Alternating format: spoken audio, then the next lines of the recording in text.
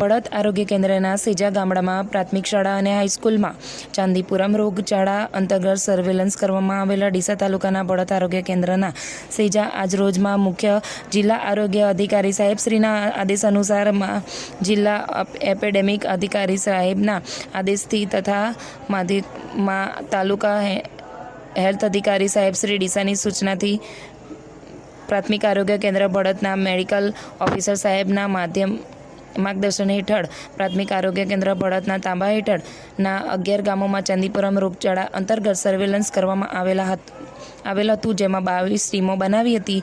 કુલ 669 ઘરનું અને 2843 લોકોનું સર્વે કરવામાં આવેલું હતું, જેમાં કોઈ શંકાસ્પદ કેસ મળેલ ન હતો. પ્રાથમિક શાળા ખાતે તથા હાઈસ્કૂલ ખાતે બાળકોને ચાંદીપુરમ રોગ વિશે સમજણ અને માહિતી આપેલ હતી. રિપોર્ટર પ્રકાશ ગેહલોત, ડીસા, બનાસકાંઠા.